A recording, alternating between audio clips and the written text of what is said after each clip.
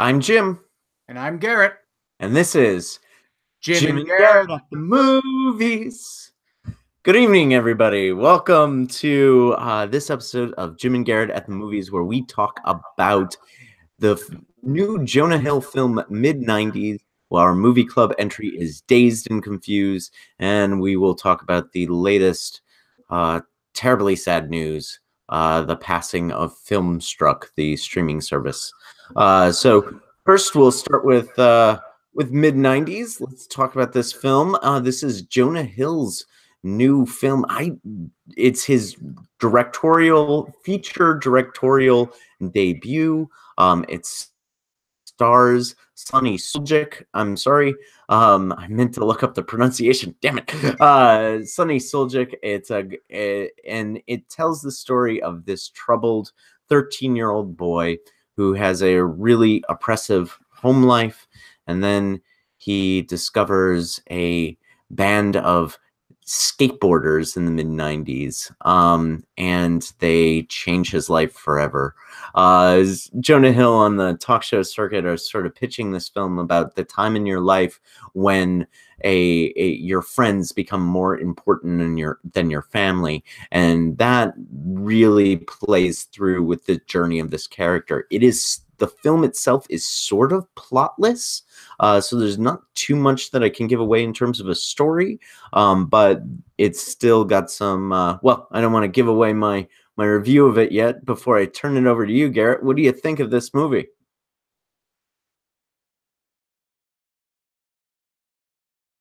Sorry about that. Yeah. I was like, oh no, minor technical difficulties. became Jim at the movies. I gotta say, I was sorely disappointed by this. I had really high hopes for it. I thought the trailers looked great. It was getting great buzz.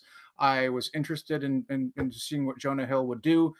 Being a child of the mid-90s, albeit slightly older than the kid in this film, I was expecting it to resonate and make me feel all kinds of nostalgia.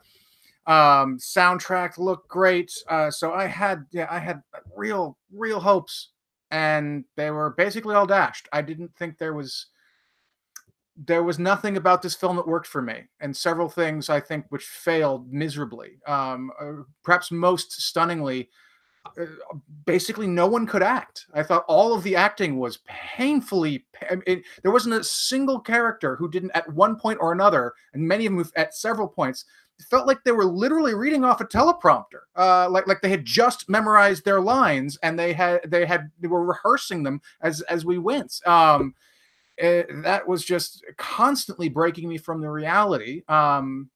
So yeah, and I'll say more later. But that's the short review. Sore disappointment. Okay, all right. So we'll have a little bit of disagreement here. I certainly don't think that it was a it's not one of my favorite films of the year. It's not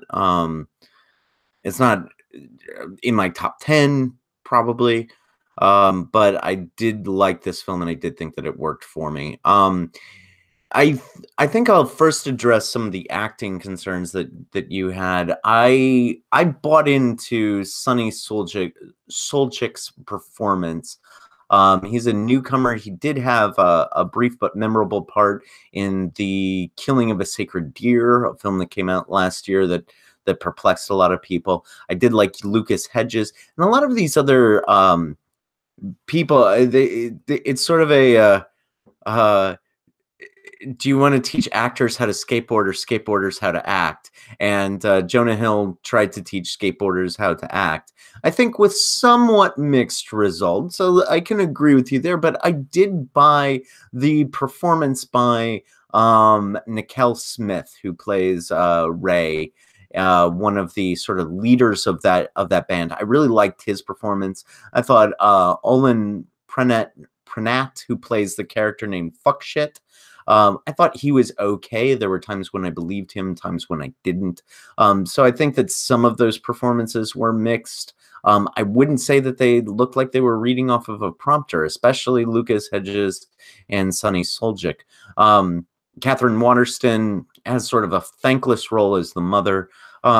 So yeah, I can't fully agree with you there. Let me throw this out at you. I did not go into it with the expectation of, like, I wasn't. I'm the opposite coast kind of guy. You know, this is set in L.A. I'm a New York kind of guy. So I wasn't going into it looking for any aspect of my own childhood. Some of the darker elements, I actually did find aspects of my childhood, sadly to say. But what I found, what really connected with me about this film was that there is so much rage in this movie. This is a really angry movie about really angry people, and I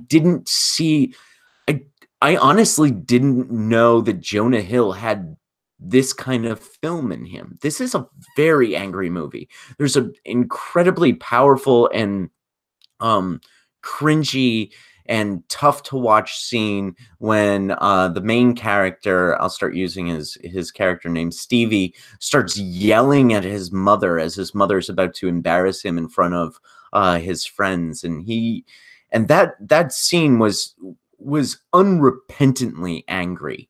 And I don't know that if I don't know if I so much identified with that as much as I found that to be a depiction of growing up and childhood that we don't see often in movies, and I found it refreshing and tough to watch in a good way.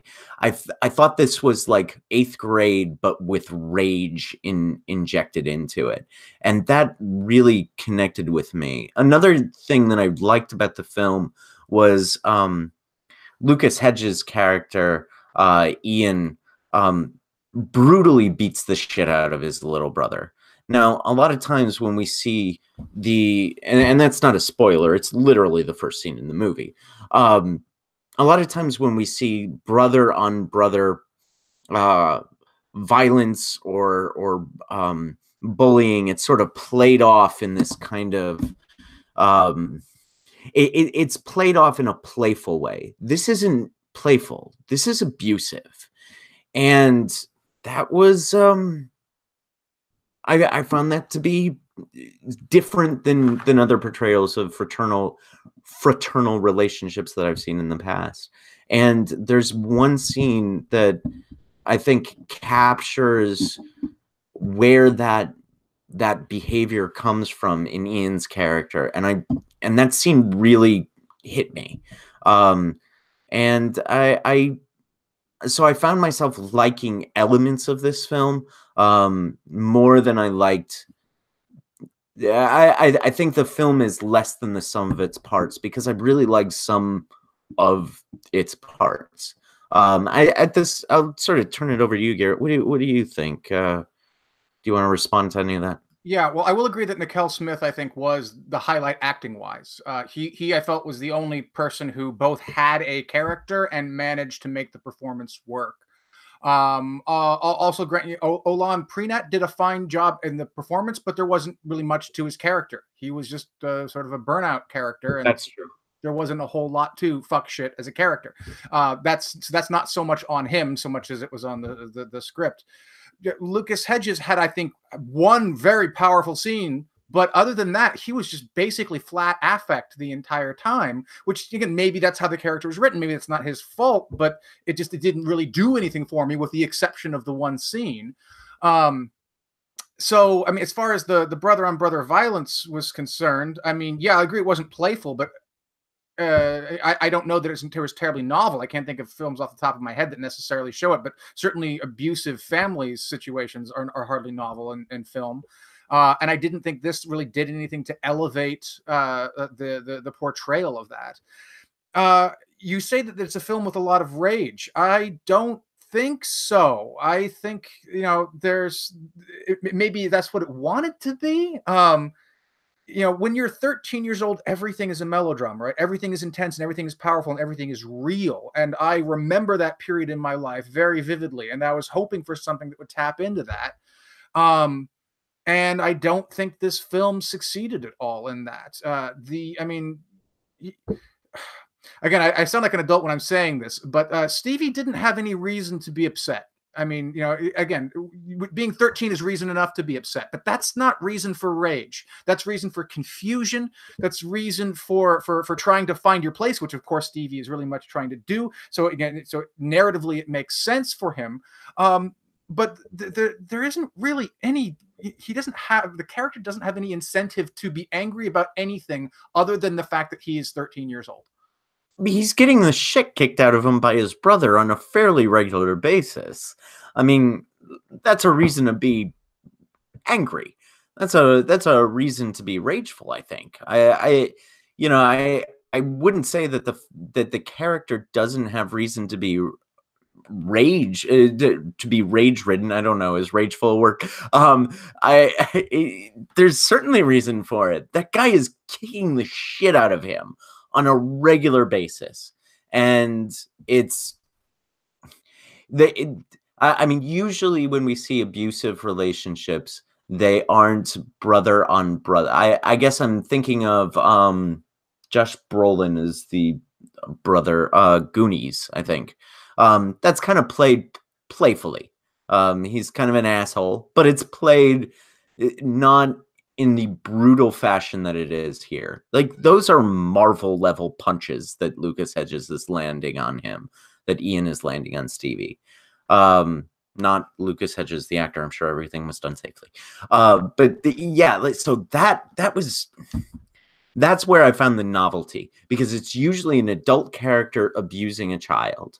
This is a 17-year-old who's upset at being 17, beating a 13-year-old child who's upset at being 13 and getting the shit kicked out of him. And he finally finds a community of his own, and he hangs on to that.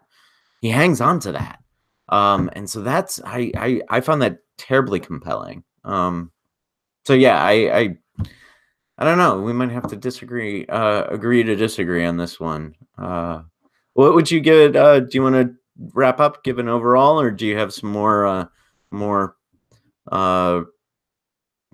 criticisms of the film? There's more criticisms, but I think at this point it would probably be just more nitpicking and sort of just raking it over. Like you said, there wasn't really much of a plot. I would have liked more structure. I would have liked more conflict and more conflict resolution. I would have liked a little bit more context. Now, a lot of these complaints I think will make more sense when I contrast this film with Dazed and Confused, which I think succeeds in a lot of ways where mid-90s fails. I will wrap it up with a sort of on a 5-star basis. I give this film 1.5 stars. Okay. I am because I really did want to like it. I wanted to give it more, but I just can't. Yeah, that's fair. I give it 3.5 stars. I recommend it. I think there are some issues associated with its plotlessness. I think it's interestingly shot as well. That was one thing I did want to mention. That Jonah Hill he makes some clear decisions as a director. He's shooting this, and I believe it's 3:4. It's a square. Essentially, it's a little rectangular, but it's basically a square, and I think that's trying to. It fits the intimacy of his character. So I give it 3.5. I like this film. I recommend it. I don't think it's perfect. I think some of the acting complaints that you had were well drawn, and the fact that it's a plotless film didn't totally work for me, but I was willing to go on this journey with these characters. All right, let's go to Dazed and Confused, 1993's Richard Linklater classic. This launched the career of 1,000 actors, including Adam Goldberg, Joey Lauren Adams, Mila Jovovich, Rory Cochrane, Ben Affleck, blah, blah, blah. Matthew McConaughey, of course. All right. That was the worst Matthew McConaughey I've ever done in my life. I do way better Matthew McConaughey than that. So this is a day in the life of the last day of high school for last day of school for both high school and junior high students in 1976. Various characters flit about. I would characterize this as also relatively plotless. But it's plotless in the same way that much of Richard Linklater's films are. They're we're hanging out with some people and we're going to see what they do on a day. I don't think that there's much in the way of, I think there's one character who kind of has an arc, and that's Pink, Jason London's character. I would call him to some degree the protagonist, but not really. I don't know. I think this is a protagonist-less film. But yeah, so that's the basic outline of it. Just a reminder, our movie club discussions are spoilery, so we might be getting into some spoilers. I think when this film won me over was actually at the end. So I'll turn it over to you, Garrett. What do you like this film, as I recall, right? Yeah, no, I love this film. I saw it when it first came out when I was in high school myself, and it clearly succeeded for me because I felt it did the two things that any period piece needs to do. One, it shows you what it's like to be in that period, but two, it also shows you what's universal about being in that period. I saw these people and I knew these people. I was going to high school with these people. Many of their dramas and their issues were things that I related to immediately. Now, a lot of this, I did not drink beer. I did not smoke pot.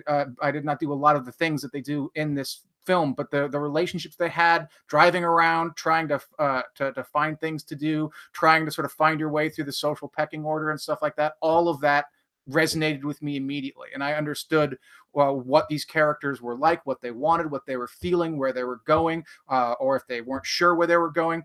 It all connected on an emotional level. Even the characters I didn't like, even the characters that reminded me of the assholes that I went to school with, I knew that that's what the assholes were like. So it drew a bridge across time, connecting the mid-90s to the 70s in that beautiful and wonderful universal way that period films do. So yeah, I think this is an excellent film. Wow. Okay. I'm looking at the text that I sent you while I was watching this film. For those who don't know, we have sort of a sister podcast, Deadly Analysis, where we were comparing the two Halloween films. And so I watched the original Halloween not too long ago, and I watched Dazed and Confused kind of back to back, which is sort of the weirdest double feature anybody has ever had. And the text I sent you was Dazed and Confused is more horrifying than Halloween, and that had a lot to do with the opening of this film.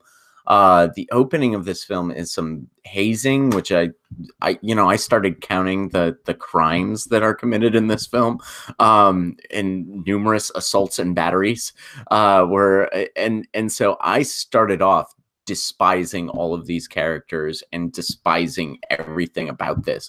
The torture that Parker Posey imposes on Parker Posey's character imposes on the female high school students, where she's squirting condiments on them and calling them all sorts of ugly names. I found that despicable, and not in an interesting way. I found the boys sort of fashioning paddles for the junior high students and then pursuing them relatively violently, very violently, really. And then a mother pulling a gun on a bully. I found all of that to be completely divorced from my experience of high school, completely divorced from any sort of, it didn't get me on these characters' side. And since I knew I was going into a Richard Linklater movie, I knew that I was going to be following a multi-plot, multi-cast, almost plotless story. A multi-cast, almost plotless story is probably the best way to phrase it. And I knew that I would have to glom onto something. And for the first half hour of this film, I thought that if this is going to be an hour and a half of bullying and that kind of behavior, I'm out. I'm ready to 1-star the shit out of this movie on our next podcast. Luckily, I think as the evening rolls on, there's some of that bullying behavior dissipates and it becomes like I found a few characters that I could glom onto and enjoy their journeys a little bit more. I'm thinking specifically of Mike. It's Adam Goldberg's character, where he's trying to analyze the social hierarchy of high school and then figure out how he's gonna, you know, get ahead in this world. You know, and so I liked that character, but then at the same time, the Matthew McConaughey character drops by, and I found him to be, I mean, the most famous line that comes out of this is, that's what I love about high school. I get older, but the girls stay the same age. I'm like, that's statutory rape, my friend. That's To turn that quote around really quickly, that's what I loved about Dazed and Confused. I get older, it stays the same age. Okay. Do you want to respond to any of this? Yeah. No, I mean, it's I too was shocked and off-put by the hazing. That is not something that I experienced in my high school. Bullying, yes, but hazing like that, no. I always despise the kind of frat boy culture that is endemic of. And the film does seem to treat that in a very lighthearted way. And I think it's that because, I mean, again, it is a period piece. And again, here's another contrast with mid-90s. There's only two things about mid-90s that is mid-90s: the clothes and the music. Other than that, you take those two things away, that film could be set in any decade from the 60s to now. But the Dazed and Confused very clearly could not be set in any other decade other than the 70s, not just because of clothes and the music, because of things like that hazing. That's something that, you know, I don't think existed in the 80s. Definitely didn't exist in the 90s. You know, so there was behavior that was period, as well as sort of clothes, hair, and background accoutrements.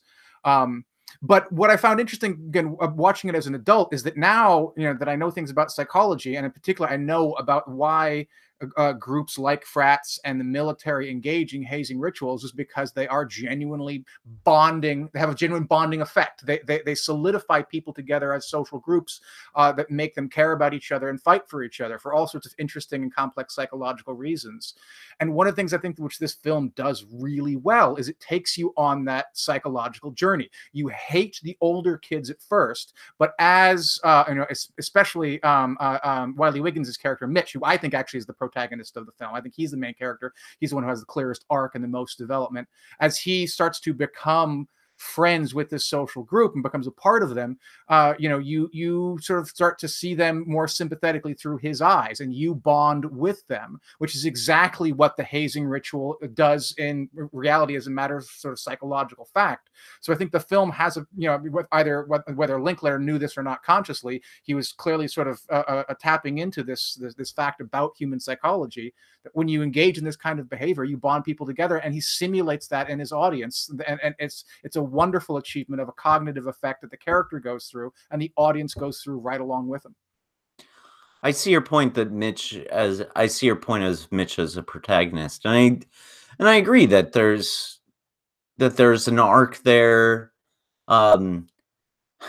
Yeah, I mean, I found myself liking Pink more, mainly because of that final scene, and when he sits on the football field, and it's the most memorable quote from me because it's something that I actually said in high school. And that was, if anybody tells me, if I ever say that these were the best days of my life, somebody please shoot me. And I remember actually, I remember there was a particular pep rally in high school when the assistant principal said, "These are the best years of your life," and I looked at him with utter horror, like, "Oh shit, this is as good as it gets." Fuck. Thankfully he was wrong. And so I saw Pink as kind of a character that, like, Pink's the only redeeming character of the older people for me. I can't of the high schoolers, he's the only one that seems to have a larger perspective. And yet, because I've seen other Richard Linklater, almost all of Richard Linklater's filmography except this one. This is literally, I somehow this was missed.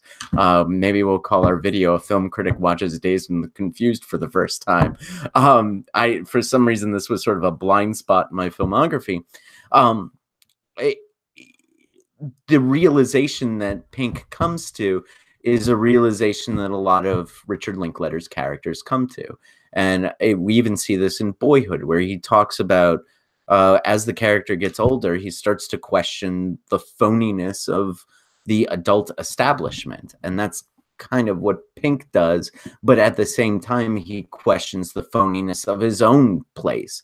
And so for him, there's this really interesting, I don't belong anywhere, like existential crisis that he's going through. That I found that to be endearing, and I found that to be something more than a celebration of this time and these people who, an introduction to whom I already had a difficult time as an entry point, because my entry point is that hazing. It took me a long time to get into this film and these characters and these characters' worlds. So I think his character was the only way that I was able to kind of get that entry point. The rest of them, I just kind of felt sorry for the kids, and I felt angry at the adults. Not adults, but older kids. Go ahead. And that's, I think, part of, again, why the film succeeds so well, is because it has an incredible balance with those characters. On the one extreme, you have Pink, who, yeah, you're right, clearly is, morally speaking, the best of the older kids. The one who actually has a conscience and a broader perspective, and do really like his closing scene at the end. And I like how he wrestled with it over the course of the film and then comes to that decision. That's all really good. On the other extreme, you have Ben Affleck's character, of course, who is just a total and unrepentant fuckwad, and who gets his comeuppance. And then Happy to see that. Yeah, and then in between those two, you have this sort of spectrum of middle characters who aren't evil, who aren't, even sadistic or malicious in like the clinical sense of the word, but who understand the importance of this social ritual, who are enjoying themselves, who see themselves as having the best years of their life. They're benighted in many ways. They lack the perspective that Pink has, but at the same time, they care about their friends. They're bonded with their friends, and they're trying to get the most they can out of their lives and their experience. And they are ushering Mitch into that clique, that fraternity, if I can use it in the unofficial sense. And even though I wouldn't want to be friends with those people, even though I would resist if they tried to put me through that hazing and say, I don't want to pay that price if that's what it takes to be your friends. I can appreciate why Mitch wants that, why he's going through that, and why that initiation matters to him, and why being initiated matters to him, and why that initiation is important for that social bonding. So I find it psychologically, sociologically very, very compelling. It would be interesting to watch this film with some of our professionally trained sociologist friends to see how they bear their professional lenses on these dynamics. Well, I happen to have Marshall McLuhan right here, and that's not what he says at all. That's funny. I don't know. As I said, this film sort of grew on me as the film went on. I think you're right. I have a problem recommending a film that treats hazing as sympathetically as it does, and this is a point, to your point. It may be accurately showing that, but if we're going to contrast this with mid-90s again, I kind of want to see the blows in the same way that we see it in mid-90s, hear the blows in the same way it happens in mid-90s. The mid-90s violence is brutal. And the idea that that it's sort of shying away from that violence here. Yeah, you look like you really want to say a thing. Yeah, the way the blows sound in particular, they sounded comic. They were exaggerated thunks when his brother's hitting him. It was in mid-90s. Yeah, in mid-90s. And I think cinematographically it was brutal, and they were trying to go for that emotional tone, but the sounds very much broke me out of it. It sounded like they were just using the stock punch sound that you'd get from every Marvel movie, and it was just the wrong. And again, it was the wrong choice. So okay, all right. So I'm ready to wrap up Dazed and Confused. Do you have more that you want to talk about this film? I know you like it. You seem to like it a little bit more than I do. What do you? Yeah, no, I mean, I'll just sort of give my sort of final thought. I think it does what period pieces need to do: show you the period, show you what was unique about it, but also show you what's transcendent about it and what connects all decades, all generations. I'm confident that high school kids 50 years from now will go back and look at this film and see themselves in it. I think that it really does just transcend its own period, connects generations and generations, and it's a remarkably successful piece of cinema for that reason. What do you give it out of 5? I would give it 4.5 out of 5. A few minor reservations, some of which you've touched on. Yeah, I do have a problem with the hazing. I think the film isn't terribly race conscious. You know, there is one black character and one Jewish character, but never is their blackness or their Jewishness ever sort of made an issue, which in 1970s Texas I find a little implausible. But you know, not every film can be everything to everyone. Not every film can touch on everything that I would like it to touch on. So these are sort of, you know, forgivable omissions in my mind. One last other thing, which I will mention, having grown up in California, this was my first look at Texas that showed Texas as anything other than a bunch of hicks and cowboys, and made me realize that Texans were just like people in California. And then, you know, I didn't know it at the time, but a couple of decades, some odd later, I would end up going to grad school in Texas and loving my time there. So it was good to have sort of an emotional resonance with a place which at the time to me was a very foreign and alien place. Yeah, I think Boyhood is set in Texas too. Yeah, well, Linklater's a Texan. He's from Austin. He's a Texas filmmaker. A lot of his films are set in Texas. So, yeah, as one former Texan to another, I was only there for a year. Yeah, the Texans are people too. And we welcome all of our listeners from Texas, where you have ears like we do. Oh boy. Yeah. Okay. So I'm at 3 for this one. It's barely a recommend for me. I've talked about some of my issues with it. And we'll move on to something that I also have issues with. Turner and Warner Brothers Digital Entertainment announced on Friday that they will be shutting down FilmStruck, which is a streaming service dedicated to classic and art house cinema.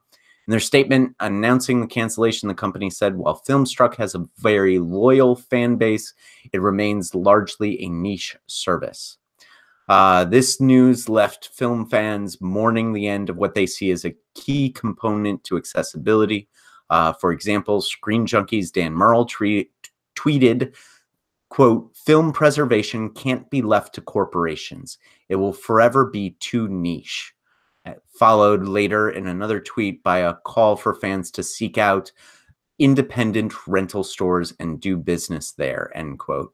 Nerdist's Kyle Anderson wrote, "It's thoroughly heartbreaking to me that something like this, which sought to be a premier place for fans of films to watch good movies in the best way possible, can so easily be redirected back into a company's collective portfolio." I'll pause here and sort of get your reactions to Mourning FilmStruck before I go on to another point that I really want to touch on here. What was your first reaction when you heard that FilmStruck shut down? it was FilmStruck. What's that? Oh, right. Yeah. No, I do remember hearing about this. So I know, I think, you know, in some senses, I'm kind of to blame here because I indeed am probably part of the target audience for what FilmStruck was aiming for. I'm a cinephile. I love old movies, Criterion cuts and stuff like that. But at the same time, you know, I'm basically at saturation point already with the services that I have in terms of my time that I can spend on movies. There, I have more movies than I have time to watch. So seeking out another service, even one that had excellent offerings, simply wasn't something that was on my budget either for money or for time. And so, yeah, I can sort of see that it's sad. It looked like they were really ushering in some gems there. I was looking at their catalog a little bit, and most of it was stuff I didn't know, but I'm sure plenty of it's stuff that I would have found interesting. So I feel a little remorseful, but also a little guilty for not supporting what was no doubt a good service. But at the same time, it sort of feels like it's a sign of the times. I mean, I hate to sort of to punt to capitalism here, but Merle's line about not being left to corporations, I think, is very well taken. But at the same time, films need to be more than museum pieces. They have to live for people, not just as moments in time or moments in the past. If they do, then if they're relegated to that, then unfortunately, I mean, that's just in some ways the tragedy of the human condition, right? We sometimes let things slip through our fingers as individuals and as a species. And some of these great films, in some sense or another, no doubt are going to be ending up slipping through our fingers. And that may be our loss, but that's also our lot in life. Well, let me respond to a couple things. I mean, you touched on a couple points. I want to let's put some numbers to this. We quoted last week a Hollywood Reporter Morning Consult poll. It reported that only 14% of respondents see a film in a theater more than once a month, but 73% stream movies more than once a month. So streaming is where movies are and will be. This is especially true for cord-cutting digital natives that comprise what I call the Netflix generation. These are, my first reaction to this when this happened was, where are my students going to see classic good films? College-age students who all have Netflix accounts. They all have access to Netflix, and it is Netflix and Hulu, these major streaming services, that are curating their entire film knowledge. And that, I think that people who study films aspirationally, critically, academically, like you and I, we will seek out some of these films, but our college-age students won't. I don't think, like, if I recommended Casablanca to one of my students, there isn't a major streaming service that hosts that. Let me go a little bit further with this. I was able to do some research, and so the term gaslighting, people say that certain political figures are gaslighting the country. That comes from a 1944 film, Gaslight, which now the term gaslight, comes from the movie Gaslight, previously a stage play that was made into a 1944 film. Now with FilmStruck gone, that's only available on Vudu for $2.99. And Vudu is the streaming service run by Walmart. Best Years of Our Lives, also gone. The Antoine Doinel cycle, the one of the early cinematic universes by Francois Truffaut, also only available on various services for $2.99. Best Years of Our Lives, which I talked about earlier, that's won Best Supporting Actor for an actual war vet turned actor whose arms were lost in the war, and this is a really sensitive portrayal of veterans returning home from the war. If that's not a Gaslight, Best Years of Our Lives, Antoine Doinel, these are films that have something to say about our day and age. These are films that have something to say to the Netflix generation, and yet I suspect that they won't be seeking out these films. You talk about how you have access, you have a sort of a large queue. We're in like the golden age of content. Yet I think that previous ages are just as valuable and have just as much to say about where we are and where we're going. So I think that, the Netflix generation, the college-age students now, they want what's readily available. So I think it's our job to make what's readily available worth watching. And that includes some of these classic films. So I think the shuttering of FilmStruck is really a reason to mourn, because it's a part of our culture that has a lot to say about part of our past culture that has a lot to say about our present culture, and to see it go away is a really sad thing. And to this, I'm going to add both a note of optimism and a note of pessimism. So the note of optimism is, thank God for piracy, because this is precisely the kind of thing that piracy can be good for. You know, you can.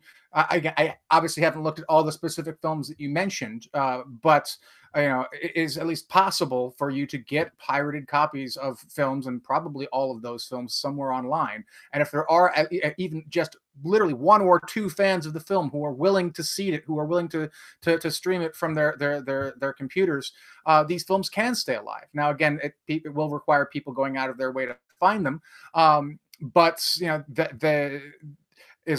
with digital copies out there, you know, we don't have to worry about, you know, some storehouse burning down and the only surviving copy of A Journey to the Moon being incinerated. We will always have backup copies now in the age of digital reproduction, and that is something that is good news. You know, we often talk about the dangers that piracy has towards the industry. This is something where piracy can be a genuine boon to the industry and to history, and to our political consciousness and everything else that you're talking about.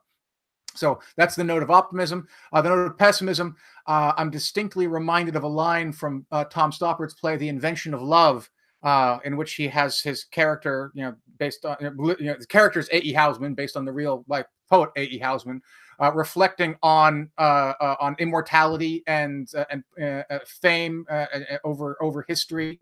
And he says words to the effect of, unfortunately, I'm not going to get Stoppard's poetry right, but the sentiment is, people think that it's the genius that outlasts the test of time, but the tallest blades of grass are not necessarily the strongest. They're the ones that are lucky enough to bend when the lawnmower comes past. Can you suss out that metaphor for a second there? Like, how? Tell me how that means that my students will watch Casablanca. They won't. That's one of the right. In the context of the play, what it means is Housman is taking no solace in the idea that his poems might live on after him, because that doesn't necessarily mean that they're any good. It just means that, you know, the fickle hand of fate happens to choose his poems to survive, in the same way the fickle hand of the lawnmower just happens to miss a few of the blades of grass. So you're saying I need to show Casablanca in class? So what I mean by that is, in the context of the current conversation, is that I'm skeptical of the idea that if the great films are out there, people will find them. That people will talk about them and share them and say, you got to torrent this great film. It's classic. Go see it. Because again, it's just a little bit more cynical than that, I suppose. I think that we have lost, you know, brilliant pieces of art over time, not because they've necessarily been destroyed, but simply because they haven't been appreciated, because markets don't always succeed like that. And you know, even if it's just the market for attention or for appreciation of works of art. Yeah, I don't think Casablanca is a bad example. That's not going anywhere. People are always going to watch Casablanca. That's Casablanca is not available on a streaming service, right? And it doesn't need to be. It doesn't need to be. It will always be considered. You know, that's immortalized. That's eternal. Some of the other Truffaut films, like for example, what you mentioned, those ones maybe less so. But Casablanca, you don't got to worry about Casablanca. Okay, go to your classes tomorrow and report back next week about how many of your students have seen Casablanca. Okay. Okay. All right. We'll do a completely non-scientific poll, because my guess is that less than 20% have heard of it, and less than 2% have seen it. I'm gonna guess like 1 or 2 students have seen it. All right. And so we'll see how it goes. And you know, ask them how many of them have used the term gaslighting, especially with regard to certain political figures or their boyfriends and girlfriends, and how many have seen the 1944 great, I think it's Ingrid Bergman too. It's fucking amazing. I remember really, really liking it. I have limited time for my own personal frivolities in these classes. I have material I have to get to. I'll do the Casablanca, but that's it. Yeah, can't do Gaslight too. Yeah, it was Ingrid Bergman, by the way. So yeah, I don't know. Maybe this one hits me a little bit harder than it does most people. I mean, my suggestion is not let's torrent it, which maybe that's not a world that I'm in. I'm not literally not capable of torrenting a thing because I don't know how. That probably makes me sound like an idiot on the internet, but okay. What I would hope would happen is Netflix literally has all of the money in the world. Maybe not literally, but they have a ton of money. I would love Netflix or Hulu to position themselves as the home of the classics in the coming streaming wars. Disney has its own streaming service. CBS, Warner Brothers, well, they will have their own streaming service, I should say. DC has its own streaming service. Why can't Netflix buy FilmStruck's rights stock? It would cost them pennies compared to what they have. That's what I'd like to see. Right now, the classic film section on Netflix is a little thin. I'd like to see some 1944, 1940s classics, some underseen films, such as what FilmStruck used to have on Netflix, and I think that would help these films along in their fight against the lawnmower. One thing that I should recommend our listeners, if you're interested in the FilmStruck news, Alicia Malone on Twitter, she was sort of the head of FilmStruck. She was really championing it. She has tweeted out or retweeted rather a list of one movie a day in November until FilmStruck disappears. If you are a FilmStruck subscriber, she has given you a one movie a day path to appreciating FilmStruck before it goes. So, any final thoughts there, Garrett, before we tell our loyal listeners about the next episode? I think it's hard to beat A.E. Hausman and Tom Stoppard, so I think I'll let that be my coup de grace. Yeah. Well, Tom Stoppard, both of them are fantastic writers, and Tom Stoppard could really turn a phrase here and there. Next week we will be reviewing Rami Malek and Bohemian Rhapsody, the biopic of Freddie Mercury and band Queen. Hearing some mixed things about it. Interesting to make up our own mind and let you know what we think. Also, we'll be pairing that with the great, probably one of my favorite music films of all time, Almost Famous. Beautiful movie. We will be talking about that in depth next week here on Jim and Garrett at the Movies. My name is Jim. And he's on mute as he says he's Garrett. And this is Jim and Garrett at the Movies.